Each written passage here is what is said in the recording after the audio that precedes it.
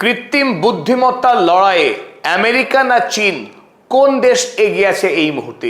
পৃথিবীতে এতদিন ধরে দেশগুলি একে অপরের সাথে লড়াই করে এসছে তেল সম্পদকে দখল নিয়ে। আর আগামী পৃথিবীতে সেই রাষ্ট্রই সব থেকে শক্তিশালী বা সফল হবে যার হাতে এআই এর শক্তি থাকবে সর্বাধিক। যে রাষ্ট্র বুদ্ধিমান কম্পিউটার তৈরিতে সব থেকে এগিয়ে থাকবে সেই রাষ্ট্রের হাতেই থাকবে সব থেকে বেশি টাকা, সব থেকে শক্তিশালী মিসাইল।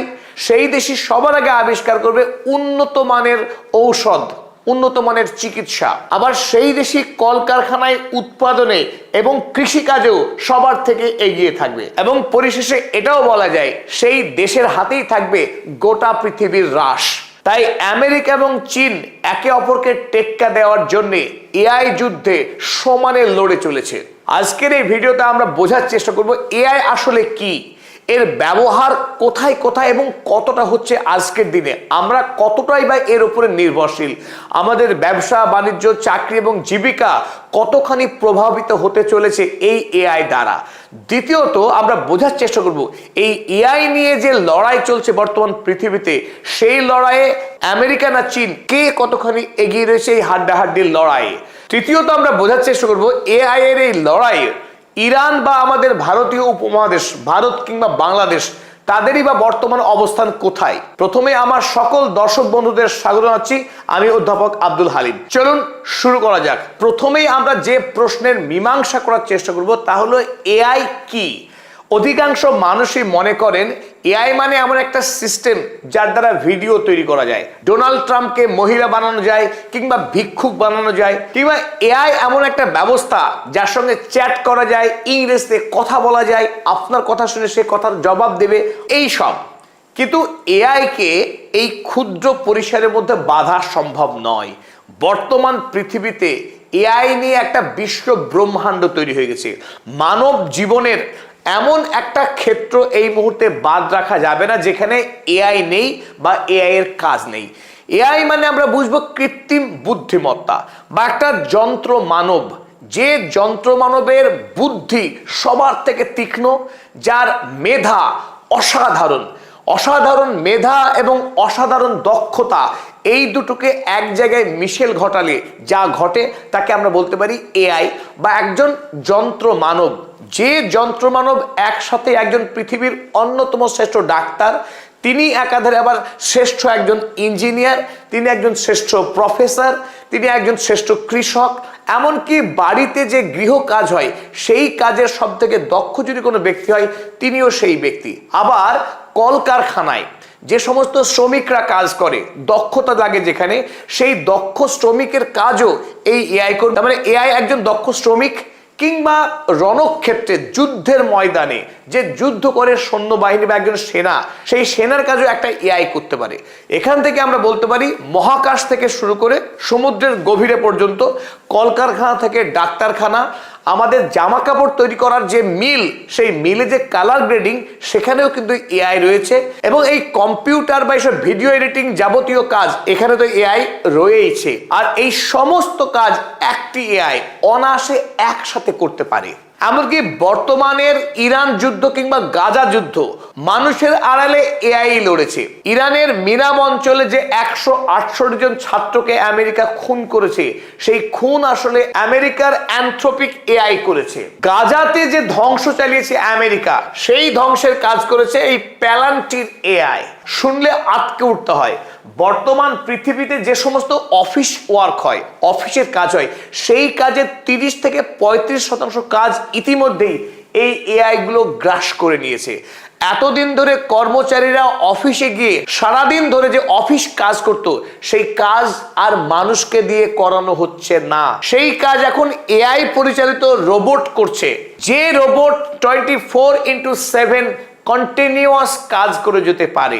তাই সাধারণ কর্মচারীদের চাকরি হারানো, বিশেষ করে সফটওয়্যার ইঞ্জিনিয়ার, কারখানা শ্রমিকরা আগামী দিনে ব্যাপক হারে কাজ হারাবে, সেই আশঙ্কা কিন্তু তৈরি হয়েছে এই এআই কে ঘিরেই। অপরদিকে এই যে কারখানা দেখছেন আপনারা, এখানে হয়তো একটা সময় 1000 শ্রমিক কাজ করতেন, কিন্তু সেই 1000 শ্রমিকের কাজ একটি এআই সিস্টেম অনায়াসে সমস্ত যন্ত্রকে পরিচালনা করতে পারবে। আবার আপনি যদি আমাদের পদাতিক চ্যানেলের সংবাদ শুনতে চান, সেই সংবাদ খুঁজতে গিয়ে আপনি যে সার্চ দিচ্ছেন, সেই সার্চ ইঞ্জিনের কাজও কিন্তু বর্তমানে এই এআই সিস্টেমে আপনার হয়ে করে দিচ্ছে। এমনকি বর্তমান পৃথিবীতে এমন দেশও খুঁজে পাওয়া যাবে যে দেশে মন্ত্রী একটা এআই।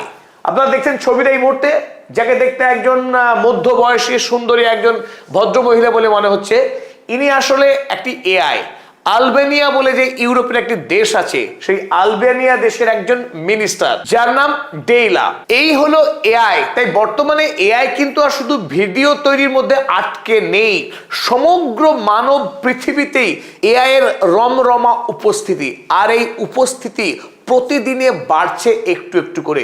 তাই খুব নিকট ভবিষ্যতে আমাদের প্রাত্যহিক জীবন থেকে শুরু করে অর্থনৈতিক, বাণিজ্যিক, সামরিক প্রতিটা ক্ষেত্রে এআই সমস্তটা নিয়ন্ত্রণ করবে। তাই আগামী 10 বছরের মধ্যেই এআই ঠিক করে দেবে পৃথিবীর আসল রাজা কে।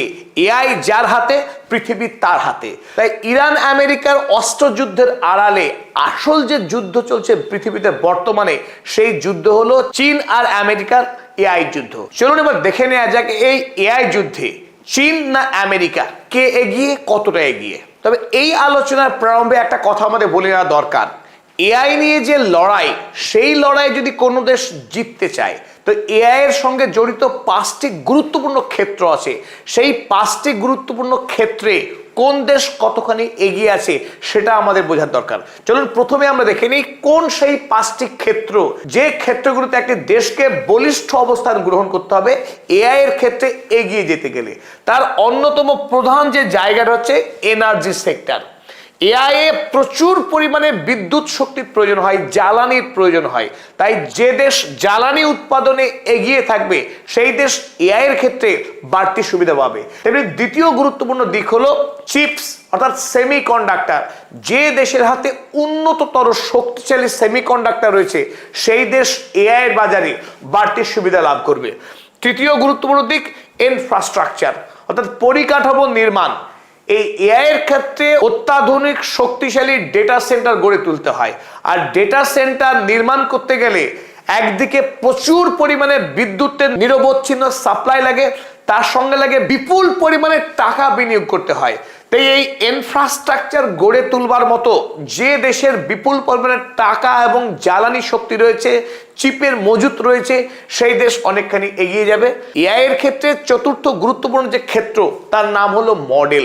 তা মডেল বলতে গেলে খুব সহজে আমরা বুঝতে পারবো যে আমরা অনেকেই বর্তমানে চ্যাট জিপিটি ব্যবহার করি বা ডিপসিক ব্যবহার করি, যেগুলোকে জেনারেটিভ এআই বলে। এই চ্যাট জিপিটিতে গিয়ে আপনি যদি কোনো প্রশ্ন করেন, চটজলদি সেই প্রশ্নকে সে বুঝবে এবং আপনাকে উত্তর দেবে। এই যে পারস্পরিক ভাবের আদান প্রদান, বা আপনি যদি কোনো প্রশ্ন করেন সে চিন্তা করবে, এই চিন্তা করার শক্তি এবং উত্তর লিখে দেওয়ার যে শক্তি, এটাকে এলএলএম মডেল বলা হয়। আবার একইভাবে আপনি যদি এই চ্যাট জিপিটিতে গিয়ে কোনো ছবি চান তার কাছ থেকে, যে চ্যাট জিপিটি আমাকে একটা গোলাপের ছবি এঁকে দাও, তৎক্ষণাৎ আপনার চ্যাট জিপিটির ইন্টারফেসে কিন্তু একটা গোলাপের ছবি ফুটে উঠবে, যাকে বলা হয় ভিশন মডেল। একইভাবে আপনি যদি কোনো এআই এর সঙ্গে গল্প করতে চান, কথোপকথন করতে চান, সে আপনার কথা ঠিক করে শুনবে এবং তার উত্তরও দেবে, যাকে বলা হচ্ছে হিয়ার মডেল। ঠিক একইভাবে অ্যানথ্রোপিক এবং প্যালান্টির এআই যুদ্ধের ময়দানে যা যা সিদ্ধান্ত গ্রহণ করা এবং অস্ত্র দিয়ে আক্রমণ করার যাবতীয় কাজ করে থাকে তার মডেলের সাহায্যেই। স্বাভাবিকভাবেই যে দেশ এই মডেল নির্মাণের ক্ষেত্রে বেশি দক্ষতা বা সাফল্য আনতে পারবে বা উন্নততর মডেল তৈরি করতে পারবে, সেই দেশ এআই এর ক্ষেত্রে আরো অনেক বেশি শক্তিশালী জায়গা দখল করে নেবে। পরিশেষে যে দিকটি রয়েছে, অর্থাৎ পঞ্চম যে ক্ষেত্রটি রয়েছে, সেই ক্ষেত্রটির নাম অ্যাপ্লিকেশন। এই অ্যাপ্লিকেশন করার দক্ষতাটাই একটা দেশকে বা একটা জাতিকে এগিয়ে দেবে বা পিছিয়ে দেবে। বর্তমান সময়ে যে দেশ এআই এর ইন্টিগ্রেশন যত বেশি করতে পারবে, অর্থাৎ যেমন কৃষিকাজ থেকে শুরু করে মহাকাশ পর্যন্ত প্রতিটা ক্ষেত্রে যে দেশ যত বেশি এআই এর ব্যবহার বাড়াতে সক্ষম হবে, সেই দেশ আরো বেশি করে প্রোডাকশন বাড়াতে পারবে,